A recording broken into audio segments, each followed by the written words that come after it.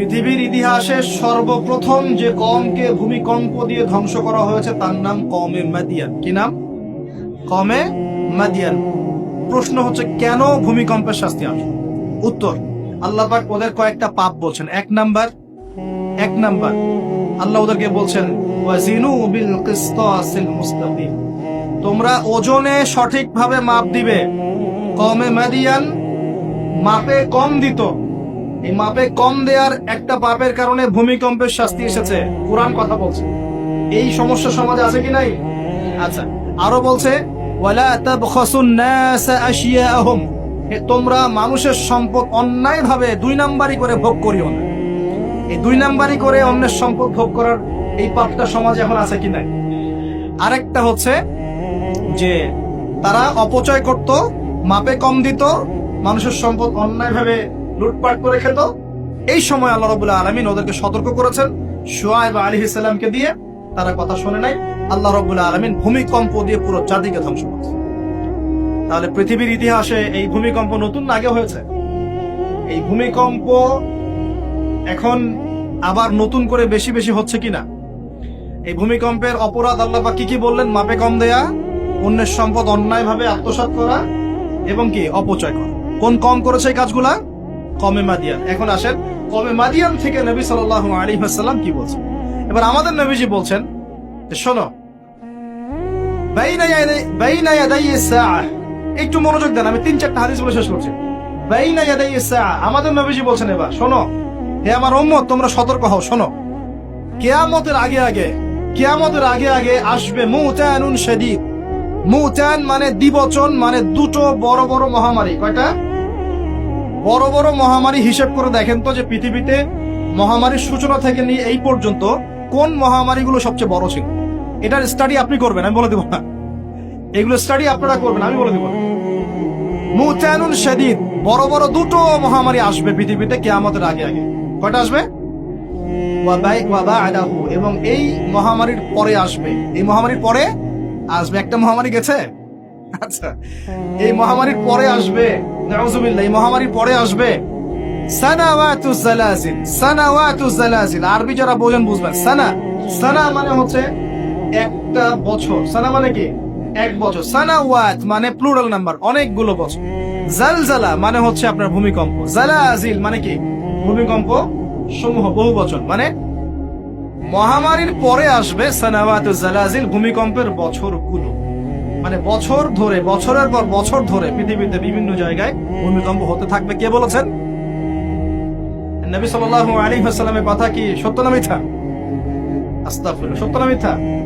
সত্য। তার মানে একটা হাদিস পেলাম, নবীজি বলেছেন কিয়ামতের আগে আগে কি হবে? ভূমিকম্পের বছরগুলো আসবে। ভূমিকম্প আসবে না, ভূমিকম্পের বছরগুলো আসবে। একটা হাদিস মাথায় না। 2 নাম্বার, নবীজি বলছেন কিয়ামতের 10টা আলামত আছে। কয়টা? 10টা। তার মধ্যে 1 নাম্বার আলামত হচ্ছে দাজ্জাল। কি নাম? দাজ্জাল। আচ্ছা, ওইদিকে আলোচনা নিচ্ছি না আজকে। 2 নাম্বার হচ্ছে ইয়াজুজ আর মাজুজ, এটাও অন্য লেকচারে শুনে নিয়ে। 3 নাম্বার ঈসা আলাইহিস সালামের আগমন। 4 নাম্বার দাব্বাতুল আরদ, জমিন থেকে প্রাণী বের হবে। 5 নাম্বার ইয়েমেন থেকে আগুন বের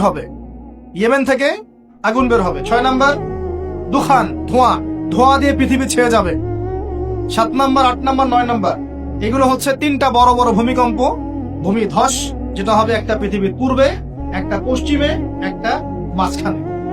পৃথিবীর পূর্বে মানে এই পুরো আমাদের সাবকন্টিনেন্ট সহ পুরো পূর্ব দিক, একদম ইন্দোনেশিয়া, মালয়েশিয়া, পুরো সব জায়গা পূর্ব দিক। পশ্চিম মানে পুরো পশ্চিমা সভ্যতা। আর মাঝখান মানে এই জাজিরাতুল আরবিয়া, মাঝখান। এই 3টা ভূমিকম্প হবে পৃথিবীতে, এখনো আসা বাকি আছে। বড় বড়, এগুলোতে ভূমি কাঁপবে না, ভূমি ধসে যাবে। কি হবে? নবীর কথা কি ভুল হবে? আর শেষটা হচ্ছে পশ্চিম দিক থেকে সূর্য উদিত হবে এবং মানুষের তওবার দরজা বন্ধ হয়ে যাবে। তওবা করে লাভ। এই 10টা বড় বড় মধ্যে 3টা পেয়েছেন ভূমিকম্প। তাহলে পেলাম যে ভূমিকম্পের বছরগুলো আসবে। আরো পেলাম কি বড় বড় 3টা হবে, পূর্বে একটা, পশ্চিমে একটা, মাঝখানে। আর কোন পাপের কারণে হবে সেটা কিন্তু অন্য আয়াতগুলোতে আমরা দেখলাম। আচ্ছা, সামনে আসেন।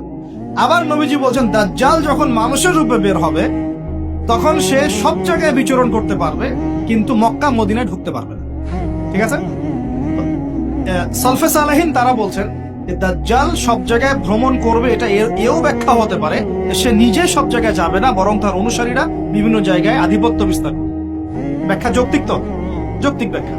এরপরে যখন সে মদিনায় ঢুকতে পারবে না, দেখবে যে এখানে ফেরেশতারা একদম খোলা তরবারি হাতে দাঁড়ায় আছে, ঢুকতে পারবে, তখন সে মদিনার কাছাকাছি একটা জায়গায় বসতি গেড়ে তার অনুসারীদেরকে আহ্বান করবে। কিভাবে? সে আল্লাহ পাক তো তাকে কিছু ক্ষমতা দিবেন পরীক্ষা করার জন্য। সে 3 বার ভূমিতে আঘাত করবে, এতে করে ভূমি কেঁপে উঠবে, এবং এই ভূমিকম্পে মদিনা থেকে যত মোনাফেক টাইপের যত মানুষ আছে সব দৌড় দিয়ে দাজ্জালের দলে যোগ দিবে। তার মানে ওই সময় ভূমিকম্প আসবে। আর কি? এবার নবী সাল্লাল্লাহু আলাইহি ওয়াসাল্লাম বুখারীর হাদিসে বলছেন, আবু হুরায়রা রাদিয়াল্লাহু আনহু থেকে বলছেন, তিনি বলছেন যে লা তাকুমুস সাআ, কিয়ামত ততদিন পর্যন্ত হবে না। এই হাদিস দুটো একটু মনোযোগ দিয়ে শুনুন। কিয়ামত ততদিন পর্যন্ত হবে না যতদিন পর্যন্ত না ইউকবাদুল ইলম, জ্ঞানটাকে উঠিয়ে নেওয়া হয়। জ্ঞান কি হয়? উঠিয়ে নেওয়া হয়। নবী আরো বলছেন ইউকবাদুল ইলম ওয়া তাকসুরু জালাজিল, এবং বেশি বেশি ভূমিকম্প না হচ্ছে। 2 নম্বর কি? বেশি বেশি ভূমিকম্প না হচ্ছে। ওয়া ইয়াতাকারাবুজ জামান, এবং সময় কাছাকাছি চলে না আসছে। এই জায়গায় আমি একটু স্টাডি করতে গিয়ে একটা অদ্ভুত জিনিস দেখলাম, যে একটা রিসার্চ বলছে, সায়েন্সের রিসার্চ বলছে যে প্রতিটা ভূমিকম্পে পৃথিবীর গতির মধ্যে একটা পরিবর্তন হয়। প্রতিটা ভূমিকম্পে পৃথিবীর গতির মধ্যে একটু একটু পরিবর্তন হয় এবং সময় সংক্ষিপ্ত হয়ে আসে। সময় কি হয়? সংক্ষিপ্ত হয়ে আসে। পৃথিবীর ভিতরে আছে, নিচে আছে কিন্তু আগুন, কি আছে? আগুনের স্তর আছে। একদম নিচে একটা ইনার কোর মানে একটা জায়গা আছে, ইনার কোর বল। এখন সাম্প্রতিক গবেষণা বলছে যে ইনার কোর আগে যেদিকে ঘুরতো এখন তার বিপরীত দিকে ঘোরা শুরু করেছে। আল্লাহু আকবার। তাহলে এগুলো মিলে যাচ্ছে না? ভূমিকম্পের সাথে পৃথিবীর ঘূর্ণন সম্পৃক্ত এবং জামান, সময়টাও সম্পৃক্ত। তো নবী যেটাই বলছেন যে ওয়া তাকসুরু জালাজিল, বেশি বেশি ভূমিকম্প হবে, ওয়া ইয়াতাকারাবা জামান, এবং সময় কাছাকাছি চলে আসবে। অন্য হাদিসে আসছে বছর যাবে মাসের মতো, মাস যাবে সপ্তাহের মতো, সপ্তাহ যাবে দিনের মতো। তিনি আরো বলছেন ওয়া ইউযহারুল ফিতান, এবং সমস্ত রকম ফিতনা ফাসাদ দেখা যাচ্ছে না, এবং ওয়াল হারাজ, এবং বেশি বেশি হত্যাকাণ্ড হবে। সাহাবীরা বলছেন যে ওমাল হারাজ ইয়া রাসূলুল্লাহ, হারাজটা কি ইয়া রাসূলুল্লাহ? তিনি বলছেন আল কাতল, হত্যা, গণহত্যা, এগুলো হচ্ছে হারাজ। এবং তোমাদের ধন সম্পদ বাড়তে থাকবে, ফায়াফিদু, ধন সম্পদ উপচে পড়বে। এখানেও পেলাম যে ভূমিকম্প কিয়ামতের অন্যতম কি আলামত। আরেকটা হাদিসে নবীজি বলছেন, আর দুটো হাদিস বাকি আছে আজকের মতো। নবীজি বলছেন, এই হাদিসটা আসছে ইবনে মাজাহ, এটার হাদিস নাম্বার 4020 নম্বর হাদিস। নবীজি বলছেন যে লা ইয়াশরাবান্না আন-নাস মিন উম্মতি আল-খামর, আমার উম্মতের, ভালো করে শোনেন যুবকরা, ভালো করে শোনো, আমার উম্মতের মানুষ, এক শ্রেণীর মানুষ মাদক দ্রব্য পান করবে। কি পান করবে? নবীজি বলছেন আমার উম্মতের একটা অংশের মানুষ মাদক দ্রব্য পান করবে, ওয়া ইউসাম্মুনাহা বিগাইরি ইসমিহা, কিন্তু মাদক দ্রব্যের নাম পরিবর্তন করে অন্য নাম দিয়ে আসবে। বুঝতে পারলাম? এখন কে বলে মাদক? আমরা বলি এখন হুইস্কি, রাম, আর কি ভাই, ইয়াবা, হ্যাঁ, কত নাম বের হয়েছে। এটা আরো অ্যামেজিং। নবীজি বলছেন ওই মানুষগুলো যারা মাদকদ্রব্য পান করে নাম ভিন্ন দিবে, তাদের কানের পাশে বাদ্যযন্ত্র বাজে। এখন কানের পাশে বাদ্যযন্ত্র বাজে কিভাবে? তোমার ব্লুটুথ আর ইয়ারফোন। বুঝতে পারো না? এইভাবে শব্দ আসলো কিভাবে হাদিসের মধ্যে? নবীজি এভাবে শব্দ প্রয়োগ করলেন কেন? তাদের মাথার পাশে, কানের পাশে বাদ্যযন্ত্র কেমন করে বাজবে? তোমার কানের ভিতরে ঢুকানো আছে বাদ্যযন্ত্র, আছে না? এই যে এটা এই জামানার সাথে সম্পৃক্ত। ওয়াল মুগান্নিয়াত মানে হচ্ছে ওই গায়িকা, নর্তকী, এবং তারা গায়িকা নর্তকীদেরকে নিয়ে সময় কাটাবে। আল্লাহ পাক তাদেরকে শাস্তি দিবেন কিভাবে? ইয়াখসিফুল্লাহু বিহিমুল আরদ, নাউযুবিল্লাহ। আল্লাহ পাক ওই মানুষগুলোকে সহ জমিনটাকে ধসিয়ে দিবে। কি পাপের কারণে? মাদক দ্রব্য খাওয়া এবং তার নাম ভিন্ন করে হালাল করে খাওয়া। আস্তাগফিরুল্লাহ। 2 নম্বর হচ্ছে বাদ্যযন্ত্র, কি কানের পাশে বাদ্যযন্ত্র প্লে করা, আর মুগান্নিয়াত মানে হচ্ছে নর্তকী, গায়িকাদেরকে নাচানো। আল্লাহ পাক একটা শাস্তি দিবেন, ওদেরকে সহ ভূমি ধসিয়ে দিবেন। আরেকটা শাস্তি আছে, ওয়ায়াজআলুল্লাহু মিনহুমুল কিরাদাতা ওয়াল খানাসির, আল্লাহ রাব্বুল আলামিন ওই মানুষগুলোকে বানর আর শুয়োর বানিয়ে দিবে। নাউযুবিল্লাহ। এগুলো কি মিথ্যা না সত্য? সাদাকাল্লাহুল আযীম ওয়া সাদাকা রাসূলুল কারীম, আল্লাহ পাক সত্য বলেছেন, তার রাসূল সত্য বলেছেন। সর্বশেষ হাদিস, আজকের মাহফিলের সর্বশেষ হাদিস, এবং এই হাদিস থেকে আমরা বুঝতে পারবো কি কি পাপ আমাদের করা যাবে না আর কি কি পাপ করলেই শাস্তিটা আসবে।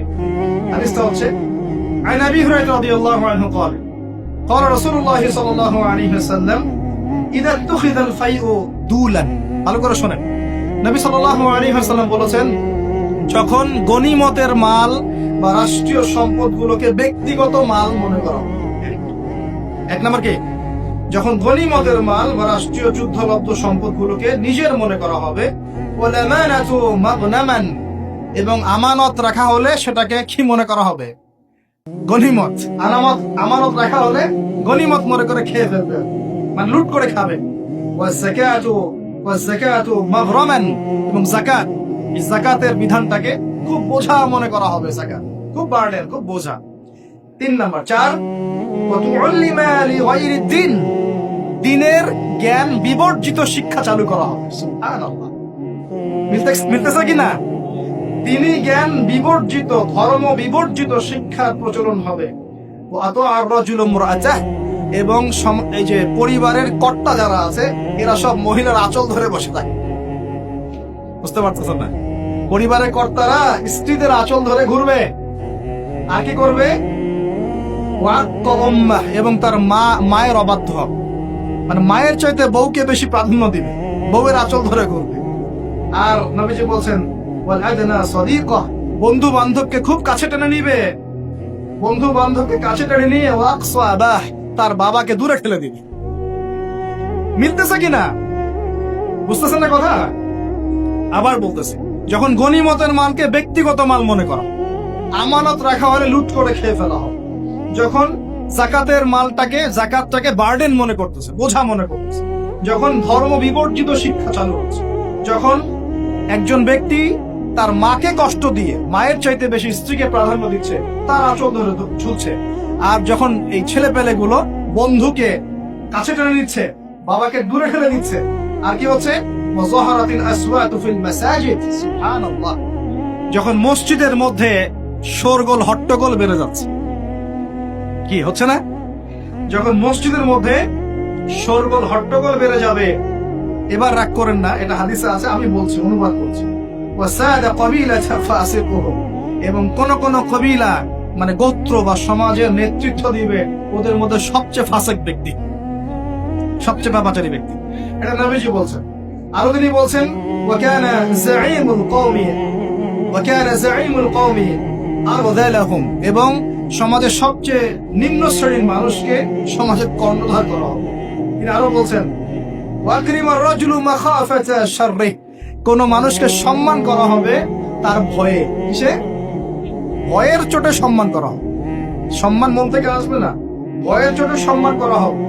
আরো বলছেন, ওয়াজহরাতিল কায়নাত ওয়াল মুআজিফ, একটু আগে বললাম, ওয়াজহরাতিল কায়নাত মানে বেশি বেশি নর্তকী আর বাদ্যযন্ত্র দেখা যাবে, এবং ওয়াশুরিবাতিল খুমর, এবং যখন মাদক দ্রব্য সমূহ পান করা হবে। তো এই কাজগুলো যখন হবে তখন তোমরা শুনে রাখো, একটা আছে, উম্মতের শেষের দিকের মানুষরা পূর্ববর্তী থেকে গালি দেওয়া শুরু, এই শেষ জামানার মানুষগুলো সোনালী যুগের মানুষদেরকে গালি দেওয়া শুরু করে, এটা করতেছে না মানুষ এখন? আচ্ছা, এই কাজগুলো যখন হবে তখন শোন, তখন ধেয়ে আসবে, কি ধেয়ে আসবে, চারটা আযাব, 4-5টা আযাব। এক, রিহান হামরা, এটা এখন আসে না। রিহান হামরা মানে হচ্ছে উত্তপ্ত গরম বাতাসের আযাব আল্লাহ পাক দিবে। কয়েকদিন আগে দেখলাম নাসা গবেষণা করছে, পৃথিবী সূর্য থেকে এমন কিছু রশ্মি আসবে, ওখানে বিস্ফোরণ হচ্ছে, এমন কিছু আসবে যেটা পৃথিবীর উপর একটা বড় ইফেক্ট ফেলবে, উত্তপ্ত একটা বায়ু আসবে পৃথিবীর দিকে। নবী হাদিসে সেটাই বলেছেন যে রিহান হামরাআন মানে উত্তপ্ত গরম একটা বাতাস আযাব হিসেবে পৃথিবীতে আসবে। 1, 2 নম্বর আযাব আসবে ওয়াজালজালা, এবং বেশি বেশি ভূমিকম্প, যেটা বললাম। আর কি আসবে, খাসফান, ভূমি ধসে যাবে, মাটিতে ধসে যাবে, ওয়ামাসখান, এবং চেহারা সুরত আকৃতি মানুষের বিকৃত হয়ে যাবে, ওয়াকাদফান, এবং আসমান থেকে পাথর বর্ষণ করা। এই 5টা আযাব আসবে কখন, যখন এই 14-15টা পাপ তোমরা করতে থাকো।